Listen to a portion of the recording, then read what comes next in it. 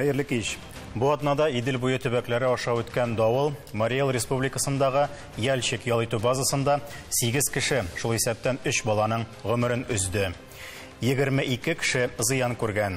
Татарстанда Боровое Матюшинага ял итәргә килгән 14 яшьлек кыз һәлак булды. 24 кеше зыян күрде.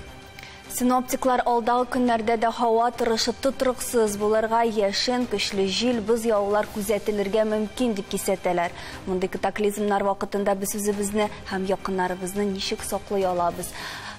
Килгән кунакларыбыз белән бүген шул хакта сөйләшербез.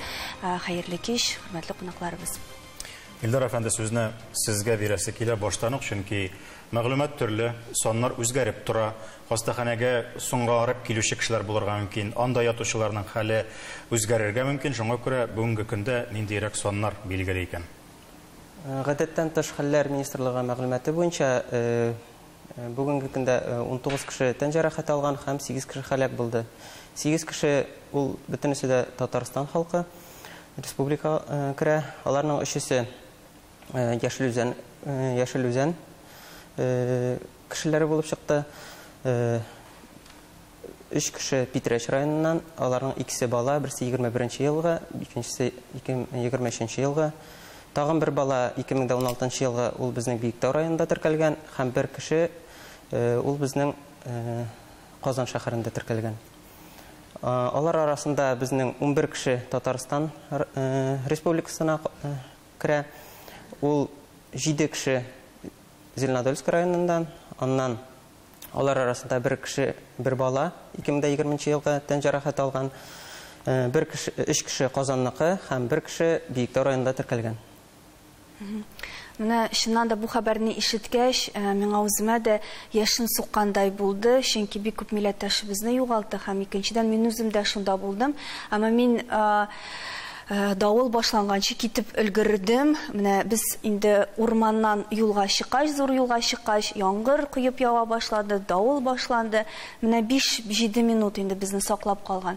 Гөлназ, сез белгәнемчә шунда булдыгыз, нәкъ менә давыл вакытында һәм балаларыгызны агач ауган палаткадан чыгара алдыгыз. Ничегрәк булды, кешеләр үзләрен ничегрәк тотты? Менә шул минутларны хәзер искә алсак.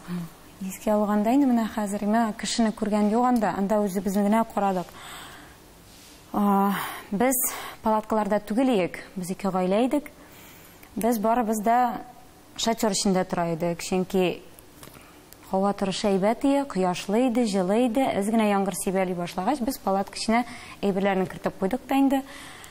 Үзебез шундан нары катырак яңгыр ява башлагач кирип качтык. Боз ява башлады кинәт. Шуннан инде җил дә улый башлады, без палатканы тотабыз дип, бөтенебез бергә палатка тота башладык. Абыем инде чыгып тора иде, ул тыштан ничектер бүтән эшне карый иде инде. И мин аның белән бергә инде генә караштыргалы идек, сеткалы бер пәрдәсеннән инде караштыргалы иде. Беренче агачның ауганын күргәч, кычкырдык та инде, абыем да, мин дә инде агачлар ава җигерәбез дип инде. И без ничек бала шул шатердан чыкканыбызны да хәтерләмим мин, и шауып киттек инде. Алдагы 2 баламны, иптәшемне, тагын безнең белән булган туган кызны, аларны күрдем. Абыем белән пельмень суюк. Шуннан да артка борылып караган идем, аларны карыйм дип. Агачларның ауганын күрдем дә, мин уже карамыйча алга таба чаптым. Кешеләр үзләрен ничек тотырга кирәклеген белдеме, я булмаса анда шундый теге югалып калучылар күп булдымы? Нәрсә, палатка эченә кирергә тырыштылармы, киресенчә чыгарга тырыштылармы, ничегрәк? Кешеләр ничек, минем уйлавымча инде, кешеләр, безнең шатер бар иде, без шатерда утыра идек. Шуңа күрә без аны күрдек агачның ава башлаганнарын. Кешеләр инде бәлки яңгырдан, боздан качып инде палаткаларга кергәннәр, аннан бит инде күренми нишләгәнен. Шул агачларның бит егылганы анда бар тик берничә секундтыр бәлки. Шуңа күрә безнең менә балалар сөйләү буенча инде безне страштыргаладык, әз генә өйдә дә сөйләштек ул тема буенча инде. Ничегрәк үзегезне тойдыгыз, нинди хисләр кичердегез дип сораганда, алар, җил дә улый башлады, ничектер палатканы әз генә селкетә башлады да, ди, без бер нәрсә сизмәдек диләр алар.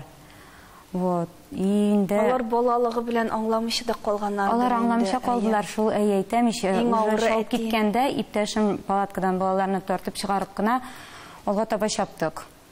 Алар аңламыйча да нәрсәгә, аннары чапканда күрдек ди агачлар ауганын ди, шул сыңган шытырдап сыңган тавышларны ишеткәндә әзгенә аңлый башлаганнар инде. Күз алдау өчен әйтеп үтсәгез иде, сезгә куркынычсыз урынга, агачлар аумый торган урынга чыгып җитәр өчен күпме ара узарга кирәк иде?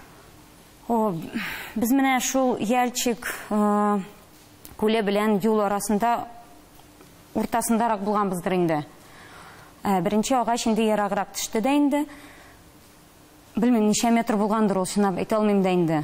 Бәлки 100 метр, 150 метр булгандыр бәлки. Анда юл һәм юлны чыккач инде как раз зур территорияны чистарткан булганнар. Шул парковкагадырмы нәрсәгәдер инде. Без шунда чаптык инде. Гарасатның гомумән вакыты күпмегә сузылды менә ул ничә 5-7 минут ничә. Мин аны әйтә алмыйм. Һич тә әйтә алмыйм. Аннары инде менә кемнәндер ишеткәнем бар, 1-20 минут шул даулар булган. 20 минут. Ну, бөтенесе бергәдер инде шул бозлар ява башлаганнан бирле. Шулайрак булгандыр инде. Дилә, син кайчан белдең? Синең шулай кызың белән ирең булды, син үзең иртәрәк чыгып киттең. Мин иртәрәк чыгып киттем үзем. Концерт бар иде инде, без шул көнне иртәрәк обед вакытларында шул чыгып киткәнмендер инде мин обед алдыннан. Һәм инде юлда без гел аралашып торабыз бит инде. Бер мәле бер кеше трубканы алмый. Мин шул вакытта гел хатын-кыз күңеле сизә бит инде. Нәрсә булды? Анда үлеп чыгара башлыйсың. Бер кеше трубканы алмый, аннары шалтыраттым да иремнең трубкасын малай алды. Да кычкыралар бар. Анда инде әллә инде тавышлар ишетәм. Нәрсә булды соң? Монда диләп нәрсә булды? Кычкыралар. Миңа әйтмиләр нәрсә буласын. Кемдер әйтә, туктау әйтмәгез дип инде. Мин шул вакытта аңладым менә нәрсәләр булганын. Аннары үзем сеңлеккәшкә шалтыраттым. Ул әйтте, Дилә, монда котышкыч хәл. Монда кешеләр үлде дигәннән соң биттем. Мин сүрелдем дә биттем. Анда инде эштә яна башладым. Кайтып җиткәнне сизми дә калдым, дөресен әйткәндә. Без инде аннары шул кайтып җиткәч, миңа видеоларны күрсәттеләр. Алар анда бөтен нәрсәне төшергәннәр. Без җылашабыз, кочакланышабыз. Ул шун мәгънәсендә аларның икенче туган көннәре иде, чөнки алар менә ничек менә тере калганнарын үзләре дә аңламыйча калдылар. Давыл булганнан соң ничә менә сәгатьтән алар чыгып китә алдылар урманнан. Анда инде бер шул сәгать ярым булгандырма, 2 сәгать булгандырма инде. Анда сәгатьне санамыйсың. Мин утырдым әле бераз кайтканнан соң аларны көтеп, гел телефонда инде аралашып, анда инде миңа видеоларны җибәргәннәр иде. Ул видеоларны күргәннән үк син инде котышкыч фаҗига булганын аңлыйсың, әйме? Андагы кешеләр үзен ничек хис иткәннәр? Күз алдына да китерерлек түгел. Менә дөнья бетәме менә шундый хәл булды. Гаиләгез, ирегез үзен ничек тоткан бу вакытта һәм нәрсә хисабына исән калган дип әйтик инде. Мин инде уйлавымча, анда ир кешеләр, 2 ир кеше булды инде. Менә шул 2 ир кеше иң моментта үзенең теге сугыштагы кебек, монда момент, секунд хәтта. Просто bütün ситуацияны үз өстенә алып, менә ир кеше, 2 ир кеше башка кешеләрне коткарып кына калган дип уйлыйм мин. Чөнки әгәр дә хатын-кыз бит инде ул хискә бирелә торган, эмоцияга бирелә торган сәләте бар бит инде, әйме? Анда ир кешеләр булмаса, бәлкем алар коткарып та калмаслар иде, үзләрен биректә инде балалар. Менә йөгереп чыктык дип әйтә. Ирегез ул шунда калган булып чыгамы? Анда безнең ситуациядә ирем шунда калды, минем кызым белән. Чөнки ул инде уйлады, анда момент уйлыйсың ди, үзеңне җыясың ди. Безнең инде кешеләргә чыгып киттеләр ди. Мин Сәфинә белән калдым зур агач астында ди. Чөнки мин аңлыйм инде үземчә ди теге. Агач артында җил бу яктан исә бит инде. Агач зур нарат агач артында коткарынып калып була дип Сәфинәне шунда куйдым да ди. Бос шунда бер җиргә дә барма дип. Анда Сәфинә инде кычкыраны, хәтта кычкырып җылап тавышы да бетте ул көнне. Сәфинә басып торган бүтән ауган агачларны прям күз алдында аның агачлар ауган. Анда җил купкан бит инде, ул бит инде давыл, бүтән кумны, бүтән теге чүп-чарны өскә күтәрә бит инде ул. Сәфина әйтә, анда ди бернәрсә күренмәде ди. Ул менә томан шикелле ди. Бернәрсә күренмәде. Мен борылып караган идем. Хәтта менә йөгереп киттеләр дә безнекеләр, ди. Мен аларны күрмәдем дә. Алар әллә кая кирип киткән шикелле булдылар ди. Менә чыннан да сез исәнмесез? Сез бит инде төркем алып барасыз, ял итәргә кешеләрне, шул ук урманнарга чыгасыз палаткалар белән. Менә монда очракта нәрсә эшләргә кирәк соң? Менә кемдер чабып киткән анда күл янында, кемдер агачлык булмаган җиргә, менә агачка тотынып калганнар. Ничек дөрес? Беренче чиратта ситуацияны күзалларга кирәк, нәрсә барганын, нишләргә икәнен. Безнең группалар белән баруда төп әйберне шуннан күрәм. Без бит инде арабызда әйдәманнар бар. Менә дилә әйтеп әйткән шикелле, бер ответственностьны үз өстенә ала белгән кеше кирәк. Чтоб кешеләр таралышмасын өчен паника булмаска тиеш. Зур агачлар янына килмәскә кушалар, чөнки анда яшен сугарга мөмкин. Ул вакытында тагын Күл янына барырга. Күл янына бармаска. Шулай ук бармаска. Кая барга алайса? Анда күл, агачлар һәм битте. Мөмкин булса эшкәрәк кергә инде.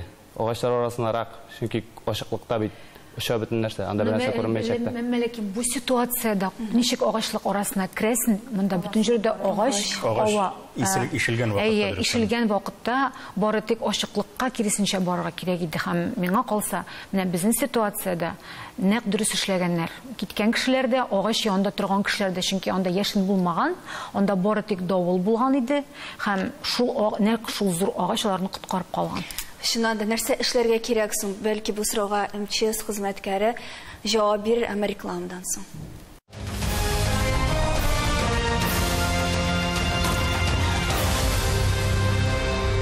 Хәерле кич, Таян нуктасы студиясендә туры эфирда.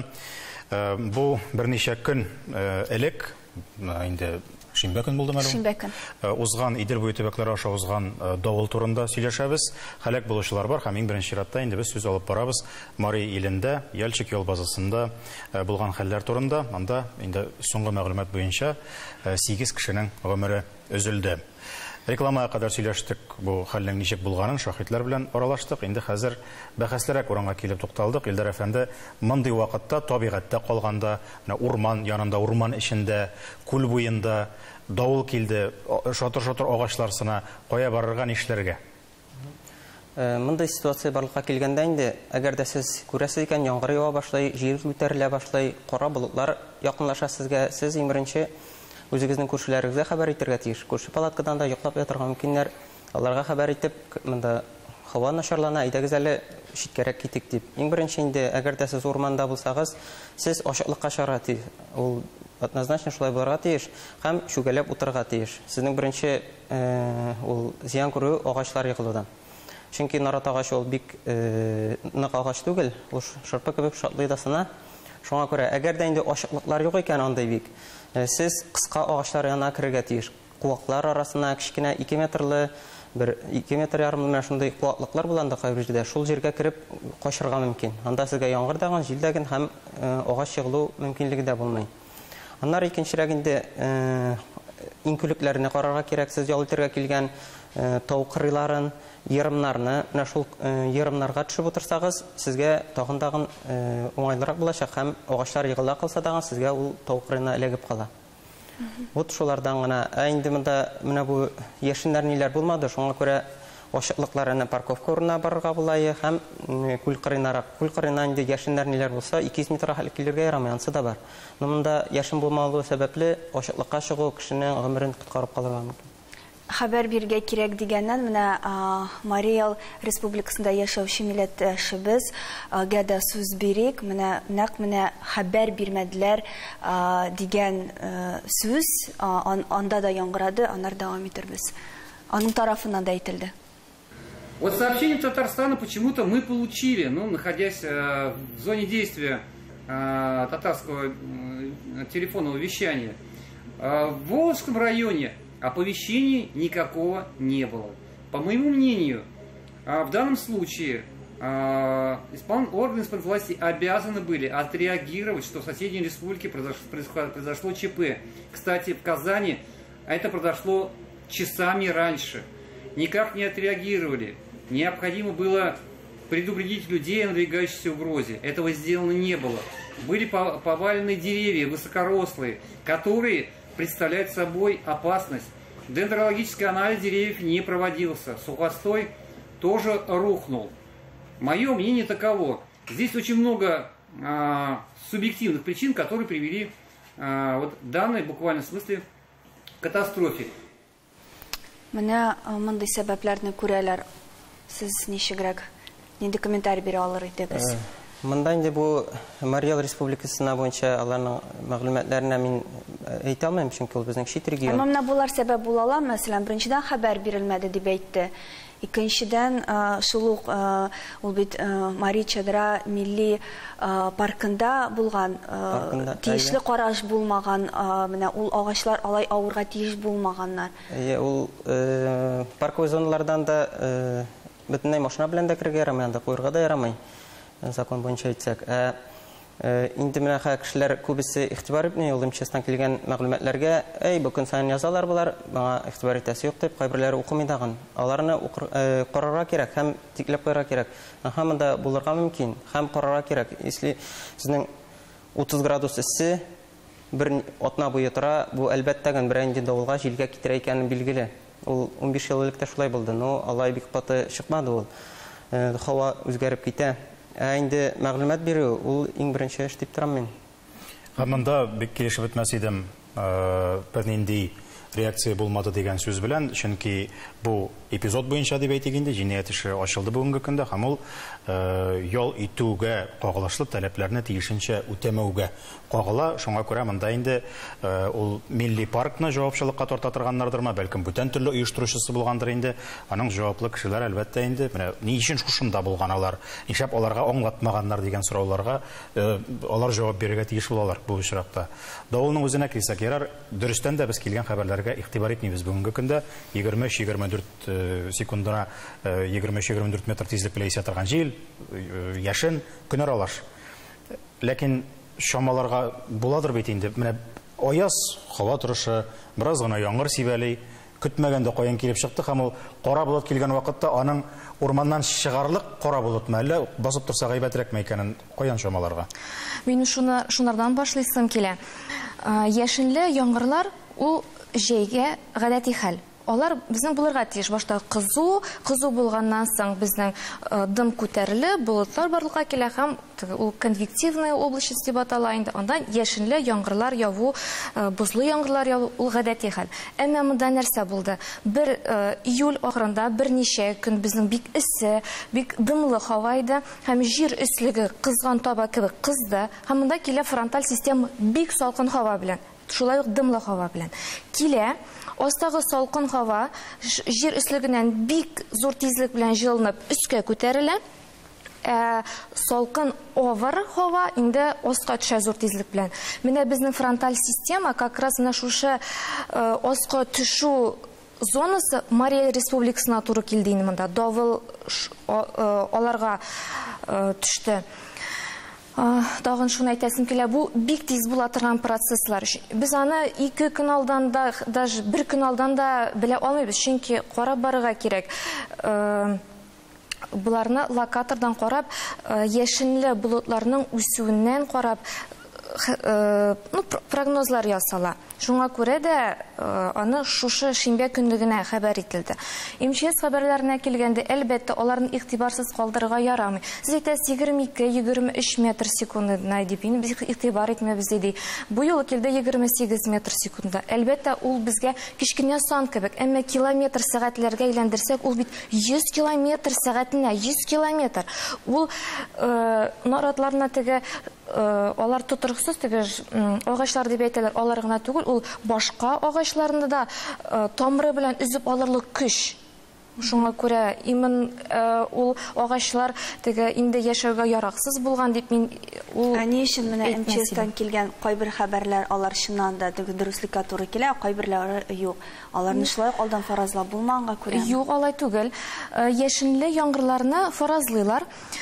Әмма алар локаль, вак масштаблы процесслар. Алар хәтта бер авылда явырга, бер авылда, күрше авылда яумастан мөмкин. На территории РТ дип бирәләр, гомумән. Местами диләр, урынна белән. Әйе, аларны Эльвира, син менә бу фаҗига булганнан соң бик күп кешеләр белән аралаштың, зыян күргән кешеләр белән миңа да шалтыраттың, син шунда булдыңмы дип. Нәрсә шаккатырды сине менә үзең материал әзерләгән вакытта нәрсә шаккатырды? Мин бу вакытта үзем дә юлда идем. Менә әлеге дә баягы шул тия хәбәрләргә бездә бит ничек ияләнгәнбез. Яра безнең белән булмаса әле үтеп китәр әле, урыны белән булгач, урыны бездә булмаса әле дигән шундай бер бар. Чынлап та менә безнең авылдан чыкканда шундый чалт аяз матур көн иде. Ярты юлга җиткәч, кинәт кенә бөтен һава караңгыланды. Мин хәтта ахыр заман дип торам. Мәйтәм, ничек кинәт шулай булырга мөмкин? Гадәттә бит инде җилдә ул иртәрәк башлана. Һәм менә бу минем күргәннәрем ялчык белән чагыштырганда әлбәттә инде теге бөтенләй чагыштырырлык түгел. Ялчыкта һәм гомумән башка бит инде Казан, Татарстан территориясендә дә андый фаҗигада зыян күрүчеләр күп булды. Һәм менә нәрсә мине гаҗәпләндерде, теге игътибарны җәлеп итте дип әйтәм инде. Бик күп кайт авазларда нәрсә язылган иде, ни өчен шундый урыннарга, урман эченә, куркынычсыз урынга кеше сабыйлары белән, яңа туган балалары белән бара икән дип кайт авазлар күп килгән инде комментарийларда. Менә бит инде бер балага хәтта 2 генә ай булган. Бер караганда бу һәркемнең үз эше, ләкин шул ук вакытта менә ял итәргә барганда алдан куркынычсызлыкны уйларга, бәлки кайт авазларны укыргадыр, бәлки ниндидер саклану чараларын алдан үзең өчен кабатлап куергадыр. Менә шуны үзең өчен тагы бер кат кабатларга кирәк дигән нәтиҗәгә килдем мин. Куркынычсызлыкка игътибар итәргә кирәк дигән нәтиҗәгә килдем. Һәм тагын менә ул үзем дә шул юлда калгач, нәрсә эшләргә чынлап та белмисең, бөтен белгәнең онытыла икән анда. Телефонны укыйсың гына. Белгәй, дугаңны гына укыйсың да, исән-сау шушыннан чыксам дисең. Ул менә шундый ак паласа, анда мин ул паласага киргә куркып тордым башта, туктыйм микән дип. Тотындым инде телефон алып әниемә шалтыратырга. Кызым, мондый вакытта туктарга кирәк ди. Барыбер педальдан аякны алмыйсың, руль үзеннән үзе бара, барыбер шул упканга киреп барасың шул теге полосага. Кирдем, бактым, тамашачыларыбызга да файдалы булыр. Нәрсә эшләргә кирәк? Менә чыннан да юлда барасың, кыйып яңгыр ява, туктаргамы, нишләргә? Машинаны сүндерергә кирәкме, нишләргә? Монда инде машина белән әгәр дә сезне ураганнар каплап алса, әгәр дә сез агачларак җирдә булсагыз, ике яктан да агачлар булса дәү-дәү, аларны инде чыгып китәргә кирәк. Һәм ашыграк җиргә басып, уң якка басып, машинаны сүндереп, аварийный сигнализациясын кабызып, көтеп торырга кирәк. Монда иң әйбәт әйбер шул көтеп торырга. Көтеп торугына түгел, анда каршыга киләләр әле. Анда күз күреме шундый күренми, карый минем каршыма 2 ут килә. Бактың исә, алдында барган тракторны обгонга чыгып, каршы як полосага чыгып, бер машина үтеп бара икән. Андый ахмаклар җитәрлек дөрестәндә. Менә бик аз вакытыбыз калды. Менә мондый җирләргә барырга куркмыйсызмы хәзер? Куркудан да түгел. Менә миңа калса, мен анда ял итүчеләр бит атналар буе ял итүчеләр бар. Әле анда элемтәдә начар. Алар бер атнага килгәннәр, мәсәлән, әйме? Алар анда торалар атналар буе. Алар хәтта белмиләр дә. Аларга СМС та килми. Аннары бит инде безнең СМС килде Татарстан буенча, Мариэл буенча анда бер нинди СМС та, без бит Мариэлда идек. Менә шул моментта бар. Миңа калса, андый җирләрдә гомумән килеп, анда рупорлар белән әйтеп, гомумән андый җирләргә керттермәскә кешене. Анда бит 500 машинадан артык торадыр. Һәм андагы яшәгән кешеләр хәтта белмәделәр дә, күбесе атналар буе яшәгән палаточный городок бит ул. Менә шулай булыр икәнен аңламыйча да калдылар. Бу фаҗигадан соң бөтенесе дә инде хаталар өстендә эшне башкарганнар дип ышанасы килә.